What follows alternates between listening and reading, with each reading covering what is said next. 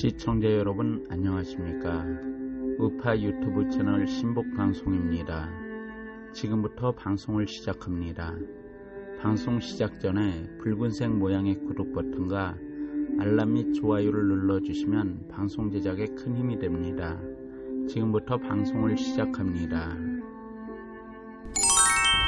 여러분 우리 최명성 변호사의 자세한 설명을 듣고 나니까 어떻게 이 박근혜 대통령 탄핵 문제에 대해서 무엇이나 새삼스럽게 와닿는지 있습니까?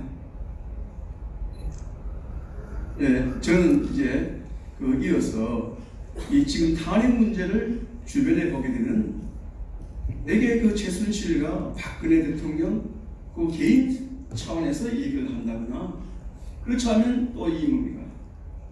탄핵을 찬성했거나 반대했거나 그런 정파적 이익을 가지고서 논의하는데 이보다 훨씬 심각한 수준에서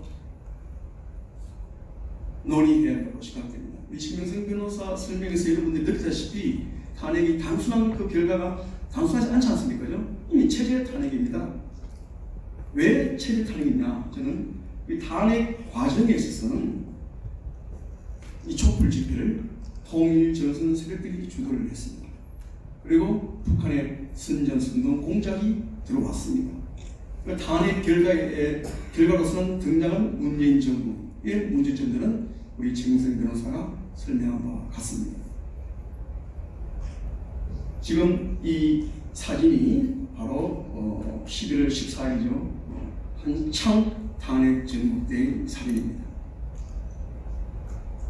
여기 보면 촛불이 횃불이 되어 있고 또 어린 중고등학생들이 나왔습니다. 그죠? 이게 나라냐? 박근혜 퇴진. 중고등학생들이 나왔습니다. 근데 이게 나라냐는 노래는 노래죠. 이거는 서울신문 등 국내 언론이 촛불 집회 공식 노래로 평가했던 노래입니다. 이 작사 작곡한 윤종환이라는 사람은 조선노동당 중부지역당 사건에 연루된 자로서 김일성 대원수는 인류에 태양 수령님께 드리는 충성의 노래 또 지금 통역당의 후신 한민전이 지금 이어지는 반전 민전인데 이 한민전 창간을 만들었던 그런 인물입니다. 이런 인물이 만들었던 노래가 바로 촛불 집회의 공식 노래로 평가되었습니다. 자, 그러면 먼저 이 11월 달에 들어오면서 박근혜 정권 퇴진 비상 국민운동이 결성되면서 촛불 집회를 조직적으로 주도해 갔습니다.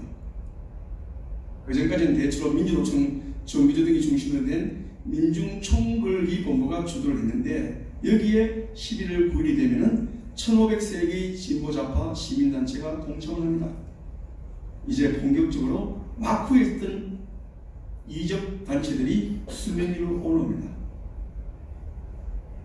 조국통일 범민족이나 남측본부도 있고 북측본부도 있고 회의본부도 있습니다. 6.15 공동선언 실천연대 남측위원회 이것도 이 단체도 북측위원회 남측위원회 회의위원회가 있습니다. 민족자주평화통일중앙회의 우리민족연방제통일추진회의 한국대학생 총연합 모두 대법원에서 이적 단체로 판결을 받았는데 해체되지 않고 그대로 이런 단체들이 촛불 집회에 참가했습니다. 그리고 이 부부들을 보십시오. 문제는 자본주의, 사회주의가 답이다. 노동자가 주의된 세상. 북한이 우리의 미래이며 희망이며 삶이다. 국가보안법 폐지, 동진당 해산 반대, 거대한 횃불로 보수 세력 모두 불태우자. 중고생이 앞장서서 혁명정부를 이루하자. 이런 슬로건들이 촛불 시위 현장에 나왔습니다. 이 박근혜 대통령 최순실 문제 결부에서 저희들이 공격한다면 무슨 연관이 있습니까? 전부 체제를 부정하는 구호지 않습니까? 중고생이 앞장서서 혁명정부 세워보자. 지금 국회 앞에 찍은 것 같은데 세종문화회 앞에 있는데 이런 중국생들이 어떻게 혁명적으로 세웁니까? 심지어 지금 뉴스타운 사진에서는 조선동당 당원정도 촛불짓을 발견된다 라고 지금 이렇게 사진을 올리고 기사를 쓴 적도 있습니다. 그리고 이 박근혜 대통령이 통일 문제, 제도 통일에 대해서 저렇게 잔인한 포스터를 만들어서 내걸게 됐습니다. 미스키 습관 문제 개선 나오지 않습니다. 그리고 여기는 한국에 있는 좌파 단체들만이 참가한 것이 아니고 일본의 과격파 노조가 참가를 했습니다. 이 일본의 과격파 노조는 자유민주주의 일본을 부정하고 프롤레타리아 계급혁명을 추구하는 공산주의자들이 침투한 노조입니다. 저 깃발 사진을 보신 깃발 보시면은 JR 총련 같은 게 나옵니다. 일본에 가시면 동일본 그 철도는 대개 상당 부분 공산주의자들이 지금 침투해 있습니다. 회원수가 22,000명을 좀 넘어가고 있습니다. 도로치바는 여기에도 지금 도로치바는 일본의 그 주가코하라는 그야말로 혁명적 공산주의자들이 장악해 있는 노조입니다.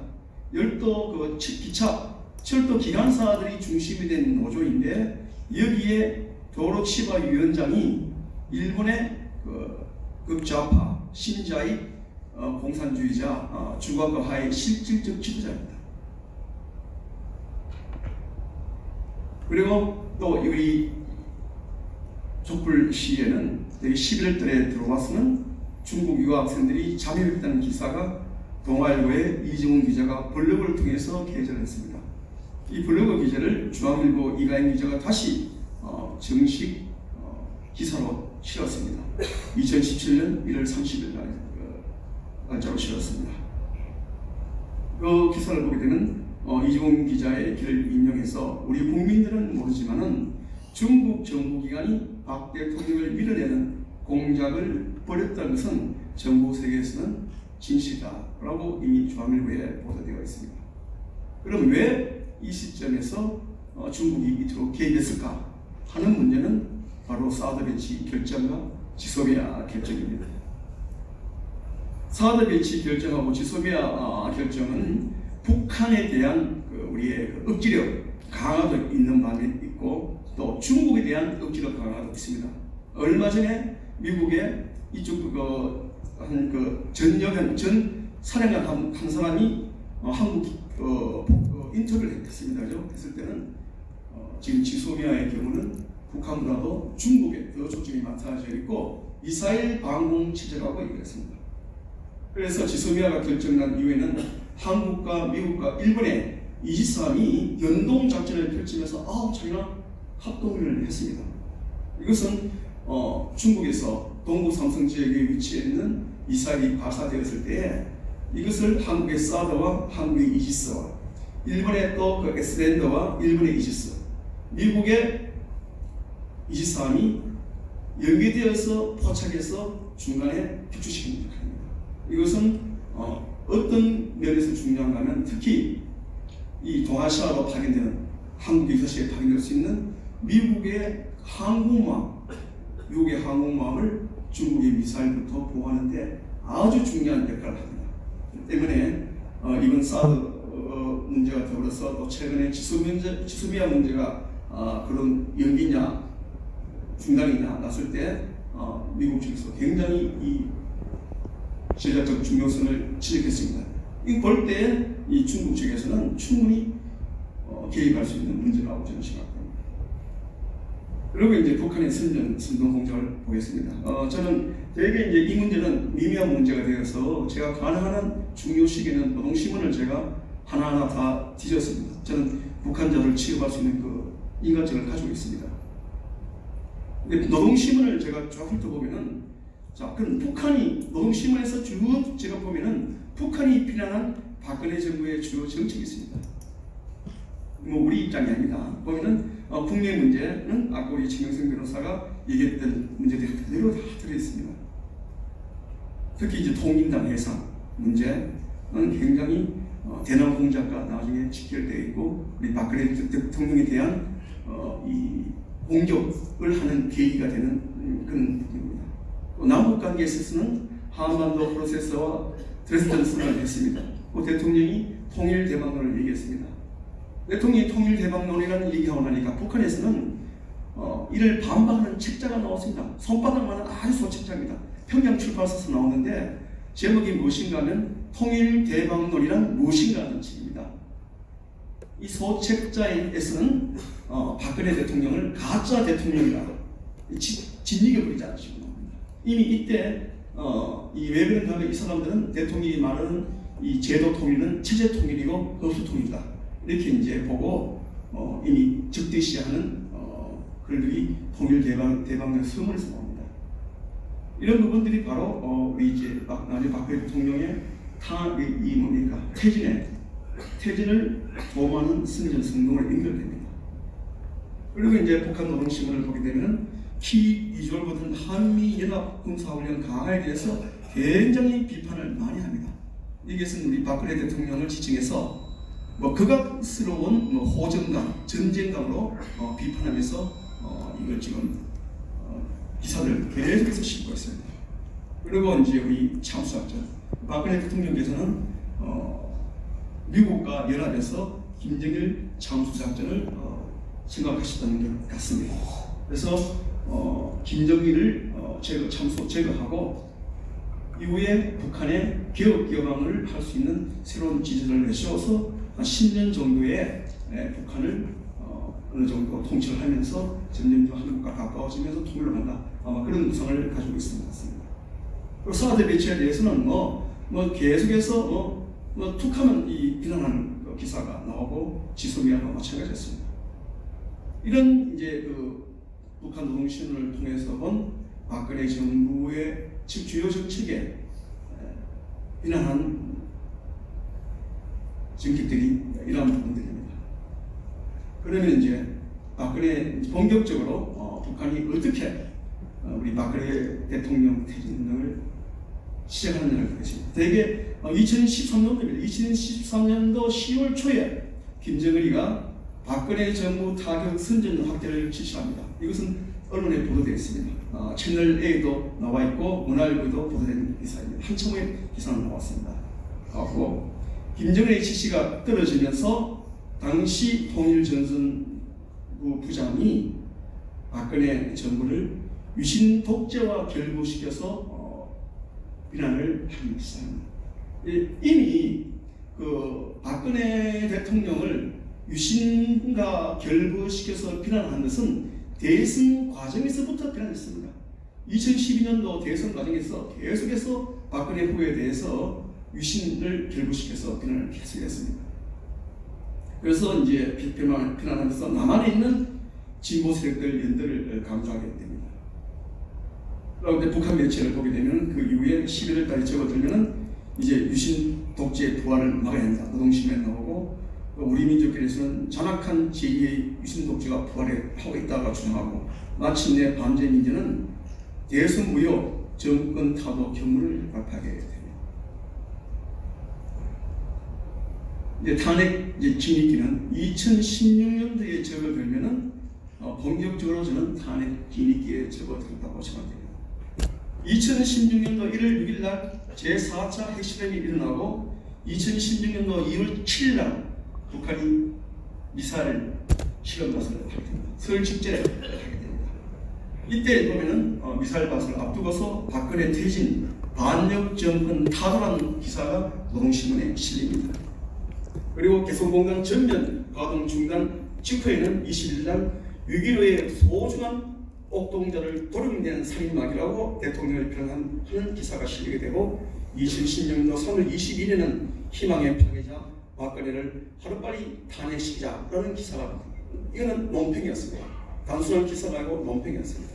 그리고 이제 하단에는 박근혜 대통령의 탄핵 투쟁을 선전선동하는 이 기사를 싣습니다. 근데 이것은 한국에서 이전에 한국에서 행사가 있었습니다. 한국의 한 진보단체에서 진보계 정당단체에서 청와대 인근에서 박근혜 그 대통령을 탄핵한다. 박근혜 대통령 탄핵을 공약으로 내고서 이벤트를 했습니다. 이 기사를 보도하면서 말미에 들어가게 되면은 저렇게 박근혜의 비극적 말로가 눈앞에 나고 있다. 탄핵 대상 박근혜 정권을 갈아엎자라고 선동을 하고 있습니다. 그 이제 이 지금 했던 이벤트를 했던 단체의 장이 누구냐? 지금은 광복회 회장입니다. 김원정입니다. 그쪽 같이 아시지 않습니까? 같이 일하는 함세용 신부 무슨 사람을 애국가도 부정합니다. 이런 기사에 다 신문사에 다 보도되었습니다.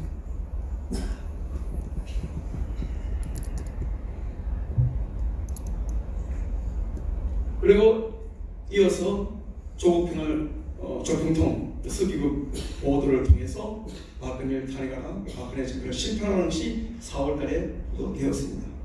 이어서 이런 흐름 속에서 이제 마침내 난수 방송이 재개됩니다. 난수 방송은 2000년도 6.15 공동선언이 난 후에 중단되었습니다. 그죠? 다 알고 계시지 않습니까? 그것이 6월 24일 날 재개됐습니다. 그리고 7월 15일 날 두 번째가 나오고 7월 25일 날 세 번째가 나왔습니다. 난수 방송을 보게 되면 제가 27호 공장으로 저희들은 출발을 했는데 어떻게 나오는가 하면은 27호 탐사 대원에게 하고 이제 하면서 학습 교재 뭐 이런 그런 걸 알리면서 이제 236에 23, 456에 35 이런 식으로 5자리 숫자를 부릅니다. 이제 음악을로 김선 창강을 넣은 숫자를 부릅니다. 이것이 이제 9월달부터는 21호 탐사대원으로 바뀌면서 10월달에 들어가서 본격적으로 나우스 방송이 전개됩니다. 이미 한국 처음에 나우스 방송이 나왔을 때는 정성 변호사가 설명을 잘 했습니다. 처음에 나우스 방송이 나왔을 때는 한국의 이쪽 분야 전문가들도 긴가민가했습니다. 이 16만에 나왔는데 이거 뭐 우리 사회를 교란시키기 위해서 심리전을 하기 위해서 한 게 아니냐라고 얘기를 했는데 두 번 세월 나오면서는 중앙일보에서 이거는 구체적인 지론 하달이라고 언론에서 보도하기 시작했습니다. 10월달에 들어오게 되면 이제 본격적으로 탄핵적으로 들어갑니다. 10월에 들어가면서 난수 방송이 횟수가 증가하고 간격도 짧아집니다. 대개 일주일마다 10월달, 11월달에는 일주일마다 난수 방송이 나옵니다. 그리고 탄핵을 한 선전 선동 기수가 급증합니다. 10월 30일 날 들어가게 되면 오면 전면이 전부 박근혜 대통령 탄핵을 선동하는 기사가 나와 있고 11월 12일 날에는 투쟁 단체들의 대우를 확대하자는 주장이 실립니다. 11월 12일은 어떤 날인가 하면은 3차 민중총 걸기 100만 촛불이 모이는 그런 해였습니다. 이 11월 10일 날에 바로 일본의 극자 노조가 참가는 했던 날이 11월 12일 100만 촛불 집회에 일본 노조가 참가했습니다. 그리고 이제 보십시오. 이거 지금 12월 8일 날 노동신문인데 대통령 탄핵 소추안 가결이 언제 됩니까? 12월 9일 됩니다. 그죠? 하루를 앞두고서 어떤 기사가 나오느냐 보십시오. 탄핵안이 가결되지 않는다면 촛불은 여의도까지 불태울 것이다 하는 이런 급박성 기사도 이제 노동신문에 실리게 됩니다. 그리고 이제 탄핵 소추안이 12월 9일 날 이제 가동되었습니다. 그죠? 12월 9일 궁중 쿠데타에서 가결되었습니다. 이제 끝난 후에는 이제 반역 정권을 끝날 때 끝장 낼 때까지 투쟁을 멈추지 않을 것이다 라는 이제 기사를 보도하기 시작하고 마침내 2017년 김정은이 신년선을 통해서 전민족적 투쟁을 선동합니다. 박근혜와 같은 반통일 4대 매국 세력의 준동을 분쇄하기 위한 전민족적 투쟁을 힘차게 벌려야 한다고 선동을 합니다. 그러면 이제 벌떼같이 다 지켜야겠죠.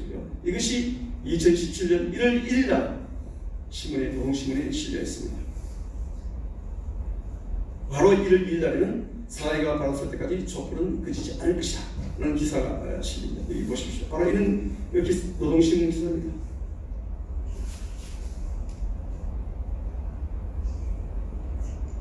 그리고 이제 3월 10일 날 탄핵 선고가 이루어집니다. 최영선 변호사가 참 고생했던 그 지금 재판이 음악의 선고가 인용으로 선고가 됩니다. 그리고 그 이후에 직후에는 파면 결정은 끝이 아닌 시작이다. 박근혜를 당장 체포하세요 하는 선전선동의 기사가 올라왔습니다. 또 한편에서는 박근혜 없는 봄이 왔다. 촛불이 해냈다. 우리가 승리했다. 이런 격려의 기사도 실리고 또 장하거나 촛불 민중이 주인되는 새로운 사회를 만들어 나가자라는 이런 또 그 뭡니까 비전의 격려문도 노동신문에 실리게 되었습니다. 이런 노동신문을 통한 선전선동뿐만 아니라 또 삐라를 통해서 선전선동을 하게 됩니다. 북한은 촛불 집회가 있을 때마다 시위를 선동하는 전단을 살펴했습니다. 그 전단의 문구를 살펴보게 되면 촛불 민심을 외면한다면 준엄한 심판을 면치 못할 것이다 라는 문구가 실려 있습니다. 이란 얼마쯤 뿌리졌겠습니까? 2016년도 1월달부터 2017년도 9월까지는 언론에 보도되어 있습니다.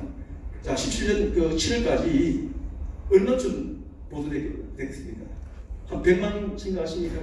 100만, 150만, 200만, 250만,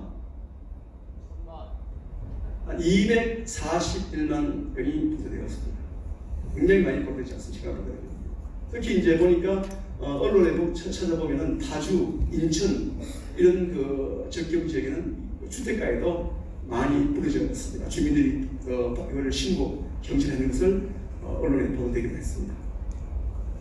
그럼 끝으로 이제 탄핵의 함의와 교훈에 대해서 살펴보도록 하겠습니다.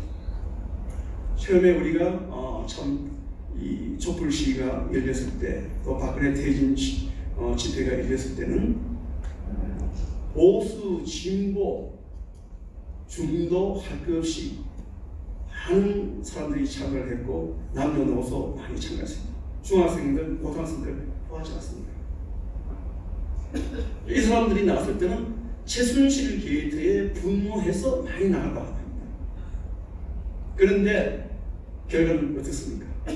항상 우리가 이런 시기가 있을 때는 주도 세력이 누구신지, 혹시 뒤에 맞고세는 없는지를 경계해야 됩니다. 특히 우리는 자유민주주의를 위해서 나갔는데 나가보니까 자유민주주의를 부정하는 구호들이 깔려있다. 그럴 때는 반드시 의식을 해야 됩니다. 바로 그 사례가 베트남 전쟁입니다. 베트남 전쟁 보십시오. 수도 사이공에서는 연일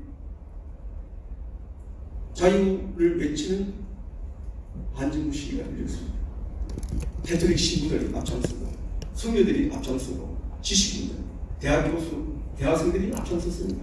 그 사람들 반전 평화를 외치고 자유를 외치고 반부패를 외치고 앞장섰습니다. 그런데 막상 어떻게 됐습니까? 결과는 어떻게 됐습니까? 자기들이 바랬던 자유민주주의 사회가 왔습니까? 자기들이 받은 자유민주주의 사회는 역사 속으로 들어가버리고 공산주의 사회가 왔지 않습니까? 지금 우리가 박근혜 대통령 탄핵을 했는데 지금 어떤 상황에 취했습니까? 앞에서 우리 지명생 변호사가 잘 설명했지 않습니까? 핵심적으로 우리가 참 그래서 박근혜 대통령 이 탄핵 문제를 이 정당들, 특히 보수인간들을 정신 차려서 정파적 이익에서 보지 말고 나라 대한민국, 자유대한민국 체제 속이라는 차원에서 바라봐야 됩니다. 그리고 여론 조작에 대해서 참 경계해야 됩니다. 그죠? 제가 볼 때는 우리 박근혜 대통령 탄핵 문제가 한 살에 다 국민들이 넘어갔습니다. 감성적으로 넘어갔습니다. 썰 확인되지도 않고 국민들 참 말초신경을 자극하는 그런 가십성 보도 이런 보도 있지 않습니까? 5번은 얼마나 많았습니까? 우리 아까 그 정성 변호사 앞에서 정의사 발표했지 않습니까? 그 5번 났지만 그 5번을 났다고 보도된 그 자체를 알고 있는 국민들 얼마나 되겠습니까? 이거 5번구나. 내가 반성해야지 라고 생각하는 국민들 얼마나 되겠습니까? 그런 국민들이 대한민국의 세월에 많았다는 오늘 이 자리가 아무리 지금 어려운 데서 다 찼었거든요. 이건 저는 그 언론의 날이라고 지금 우리 언론을 표현했습니다.